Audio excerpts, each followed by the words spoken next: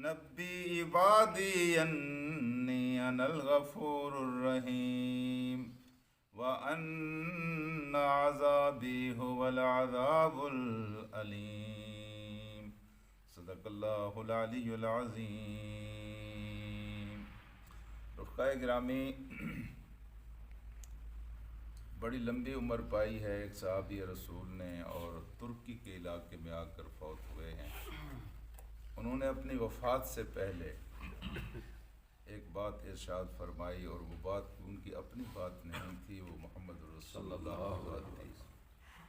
انہوں نے کہا میں نے اپنے آقا سے ایک حدیث سنی ہوئی ہے اور میں نے یہ قصد کیا تھا کہ اس حدیث کو میں موت سے پہلے کسی کو نہیں بتاؤں گا۔ اب میں محسوس کر رہا ہوں کہ میرے جانے کا وقت آ گیا ہے، تو وہ اللہ کے رسول کی امانت میرے پاس موجود ہے، میں وہ امانت امت تک واپس پہنچانا چاہتا ہوں، اور وہ حدیث آپ سن لیں۔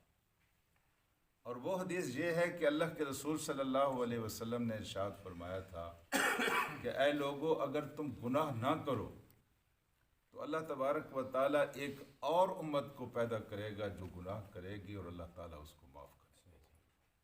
یہ اللہ تبارک و تعالیٰ کی شان رحمت ہے، اور یہ حدیث ابو ایوب انصاری رضی اللہ تعالیٰ عنہ کی روایت کرتا ہے، جن کی موت ادھر قسطنطنیہ کے علاقے میں، ترکی کے علاقے میں ہوئی، اور جنہوں نے آخری وصیت یہ کی تھی کہ جب میں مرنے لگوں تو میری میت کو زیادہ سے زیادہ دشمنوں کے علاقے میں لے جانا اور وہاں جا کر دفن کر۔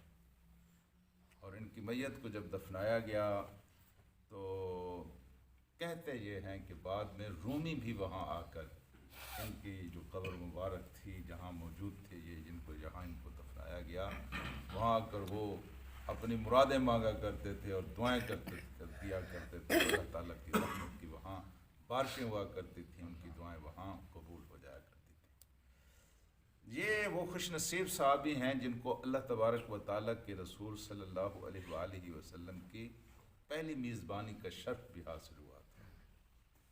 جب آپ مکہ سے تشریف لے آئے تھے تو یہ قبیلہ بنو نجار کے لوگ تھے انصار میں سے، یہ 3 دن تک مسلسل مدینہ سے بحر جاتے تھے اور اللہ کے رسول کا جا کر انتظار کرتے تھے۔ صبح کو جاتے تھے اور شام کو لوٹ آتے تھے، اللہ کے رسول آج بھی نہیں آئے، پھر کل چلے گئے، کل بھی نہیں آئے، 3 دن یہ جاتے رہے۔ چوتھے دن ان کو یہودیوں نے خبر دی کہ آپ جس مہمان کا انتظار کر رہے ہیں وہ آنے والا ہے۔ پھر حضور کریم صلی اللہ علیہ وسلم جب تشریف لے آئے تو وہ منظر یقین فرمائیے کہ مدینے نے پھر کبھی پہلے بھی نہیں دیکھا تھا، پھر بھی کبھی نہیں دیکھا تھا۔ ہاں جی، کہ کیفیت یہ ہے کہ سارے مردان کار گلیوں میں نکل آئے ہیں، اور مرد کا زیور ہتھیار ہوتے ہیں اور انہیں ہتھیار زیب تن کیے ہوئے ہیں، اور خواتین جو ہیں یہ چھتوں کے اوپر ہیں، اور طالع البدر علینا، ہمارے اوپر 14ویں کا چاند طلوع ہوا ہے، یہ ترانے گا رہی ہیں، اور مدینہ کے حبشی جو ہے تلواروں کے ساتھ کرتب دکھا کر اپنی خوشی کا اظہار کر رہے ہیں۔ اب سب کو معلوم ہے کہ جو مہمان آ رہا ہے اس کا یہاں کوئی گھر تو نہیں ہے، نہ اس کا یہاں کوئی رشتہ دار ہے، وہ کسی نہ کسی کے گھر تو ٹھہریں گے، اور سب کی یہ آرزو تھی کہ وہ ہمارے گھر ٹھہریں۔ اب اللہ کے رسول بھی کسی کا دل تو نہیں توڑنا چاہتے تھے، کسی کا دل تو نہیں توڑنا چاہتے۔ وہ جس اونٹنے پر سوار تھے آپ نے فرمایا اس کو چھوڑ دو، اترکوہا، اس کو چھوڑ دو، فإنہا مامورہ، یہ معمور کی گئی ہے، اللہ کا حکم ہے اسے، یہ جہاں چاہے گی وہاں جا کر بیٹھ رہے گی۔ اور پھر وہ وہاں جا کر بیٹھی جو مدینے کی اس بستی میں سب سے زیادہ مہمان نواز آدمی تھے، سب سے زیادہ مہمانوں۔ اور مدینہ کے ان کچے گھروں میں چند گھر جو 2 منزلہ تھے، ایک یہ گھر بھی 2 منزلہ تھا، اور یہ کوئی 2 اور نہیں تھے، یہ حضرت ابو ایوب انصاری رضی اللہ تعالیٰ عنہ۔ فیصلہ یہ ہوا کہ رسول کریم صلی اللہ علیہ وسلم کو نیچے والے گھر میں ٹھہرایا جائے، اس لیے کہ لوگ آئیں گے جائیں گے، ملاقات ہوگی، اور خود یہ اوپر چلے گئے، اور رسول کریم صلی اللہ علیہ وسلم نیچے۔ یہاں 2 واقعے ایسے آتے ہیں جن سے پتہ چلتا ہے کہ کس قدر ادب اور کس قدر محبت تھی اللہ کے رسول کے ساتھ۔ ایک واقعہ تو یہ ہے کہ یہ چونکہ رسول کریم صلی اللہ علیہ وسلم نیچے تھے، ایک دن پانی کا مٹکا ٹوٹ گیا اور خدشہ تھا کہ یہ پانی نیچے ٹپکے گا تو اللہ کے رسول صلی اللہ علیہ وسلم کے آرام میں خلل واقع ہوگا۔ چنانچہ ان کے پاس ایک ہی لحاف تھا، فوراً انہوں نے اپنے جسم سے سردی کے دنوں میں اپنا لحاف اتارا اور اس پانی کے اوپر ڈال دیا تاکہ پانی سارے کا سارا وہاں اس کے اندر سمٹ جائے۔ اور دوسرا واقعہ یہ آتا ہے کہ احساس ہوتا ہے نا، کبھی کبھی گناہوں کا بھی احساس ہوتا ہے، کبھی کبھی نیکیوں کا بھی احساس ہوتا ہے۔ میں عام طور پر گناہ کرتے رہتے ہیں، لیکن کبھی کبھی یار میں کیا کر رہا ہوں۔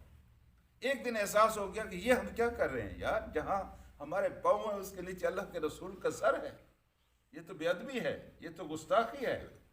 نیک بخت کیوں، کیا خیال ہے تمہارا؟ میں جہاں چل پھر رہا ہوں نیچے اللہ کے رسول ہیں، ہمارا کیا بچتا ہے؟ اور یہ احساس اتنا بڑا ہوا کہ ساری رات ایک کونے میں بیٹھے رہے۔ اس احساس کے جاگنے کے بعد ساری رات ایک کونے میں بیٹھے رہے کہ کہیں ہمارے پاؤں جو ہے اللہ کے رسول کے سر کے اوپر جہاں آپ ہیں۔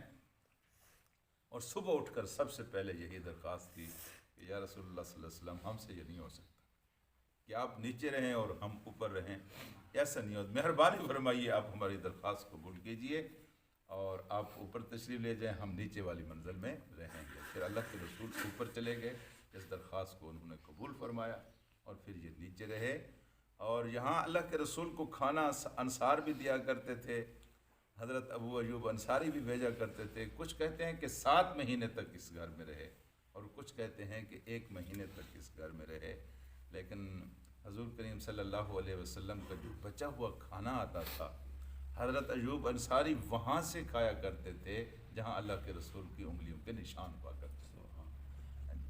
تو اس کو اپنے لیے سعادت کا باعث بھی سمجھتے تھے اور عزت کا باعث بھی سمجھتے تھے۔ ایک دفعہ کھانا آیا تو محسوس یہ ہوا کہ اللہ کے رسول نے اس کو نہیں کھایا ہے، تو پوچھنے لگے یا رسول اللہ کیوں آپ نے تناول نہیں فرمایا؟ انہوں نے کہا جی اصل میں بات یہ ہے کہ آج کھانے میں لہسن ملا ہوا تھا اور لہسن مجھ کو پسند نہیں ہے، میں نے نہیں کھایا۔ اور اس کے بعد یہ محبت تھی کہ انہوں نے کبھی لہسن کا استعمال ہی نہیں کیا، اگرچہ یہ ناجائز اور ممنوع تو نہیں تھا۔ تو یہ ابو ایوب انصاری نے آخری جو خبر دی تھی وہ یہی خبر تھی کہ گناہ تم کرو اور اللہ سے معافی مانگو۔ اگر تم گناہ کرو گے اور اللہ سے معافی نہیں، تم گناہ نہیں کرو گے تو اللہ تعالیٰ ایک اور مخلوق کو پیدا کرے گا جو گناہ کرے گی اور معافی مانگے گی اور اللہ اس کو معاف کرے گا۔ یعنی اللہ کو معاف کرنا بہت پسند ہے۔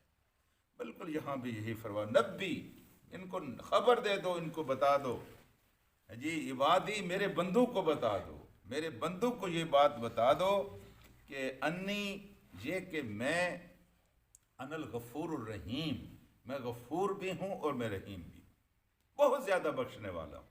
کتنا زیادہ بخشنے والے ہیں بھائی، اتنا زیادہ بخشنے والے ہیں جتنا آپ کا دماغ سوچ سکتا ہے، اس سے زیادہ بخشنے والے ہیں بس۔ یہ اور رحیم کا معنی ہے بار بار اپنی رحمت کا اظہار کرنے والے، بار بار اپنی مہربانی کا اظہار کرنے والے۔ جی یہ بات ہم کئی دفعہ کہہ چکے ہیں کہ اس کائنات کے اندر سب سے زیادہ رحیم ہستی ماں کی ہستی ہے، ماں سے زیادہ رحم دل کوئی نہیں ہوتا۔ لیکن ماں کے پیار کا جغرافیہ بھی ہم نے دیکھا ہوا ہے۔ ایک چھوٹا سا معصوم بچہ ہوتا ہے، پتہ ہوتا ہے کہ یہ معصوم ہے، ہاں جی، ایک دفعہ آتا ہے اس کہتے ہیں منہ واپس چلے جاؤ، دوسری دفعہ آتا ہے کہتا ہے منہ واپس چلے جاؤ، تیسری دفعہ منہ تجھے کہا نہیں ہے واپس چلے جاؤ، اور چوتھی اور 5ویں دفعہ وہی بچہ آ کر تنگ کرتا ہے تو ماں اٹھا کر اس کو تھپڑ دے مارتی ہے۔ لیکن اللہ تبارک و تعالیٰ نے دیکھیں کہ زندگی کتنی گزری ہے اور روز روز ہم اللہ تعالیٰ کا گناہ کرتے ہیں، اس کی نافرمانی کا ارتکاب کرتے ہیں، لیکن اس نے کبھی اپنے راستے سے ہمیں، اپنے دروازے پہ ہمیں دھتکارا نہیں ہے، بار بار رحم کرنے والا ہے۔ اور پھر فرمایا کہ اس کے ساتھ ہی یہ بات ان کو کہہ دو کہ انا عذابی، یہ میری رحمت ہے، لیکن اگر تم اس کی قدر نہیں کرو گے، اللہ تعالیٰ کی صفت رحمت ہے، اللہ کو یہ عزیز اور محبوب ہے، لیکن اگر تم اس کی قدر نہیں کرو گے تو پھر یہ بات بھی سن لو کہ ان عذابی هو العذاب العلیم، میں جب پکڑتا ہوں تو میری پکڑ بھی بڑی دردناک ہے۔ معاف کرنے پہ آؤں تو مجھ جیسا رحم کرنے والا کوئی نہیں ہے، لیکن اگر میں پکڑنا چاہوں تو مجھ جیسا کوئی ولا یوسک وثاقہ احد، جس طرح وہ پکڑتا ہے اس طرح کوئی دوسرا نہیں پکڑ سکتا۔ جی جس طرح وہ عذاب دیتا ہے اس طرح کوئی دوسرا عذاب نہیں دے سکتا۔ اس لیے میرے عذاب سے بھی ڈرتے رہو اور میری رحمت کے بھی امیدوار رہو. یہ کل کا سبق بھی یہی چل رہا ہے کہ امید اور خوف یہ دونوں چیزیں ایمان کا حصہ ہیں.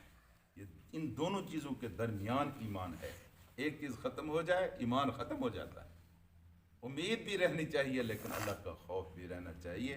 اور یہ بھی گزارش کی تھی کہ زندگی ساری اللہ کے خوف اور خشیت سے گزاریں، لیکن جب مرنے لگیں تو اس وقت آپ کا دل اللہ کی رحمت سے اور امیدوں سے بھرا ہوا ہونا چاہیے. زندگی خوف سے گزارے لیکن جب موت آنے لگے تو اس وقت سب سے زیادہ آپ کو اللہ تعالیٰ کی رحمت سے امید ہو. اللہ سے دعا کرتے ہیں کہ اللہ ہمیں قرآن کو سمجھنے اور اس پر عمل کرنے کی توفیق عطا فرمائے.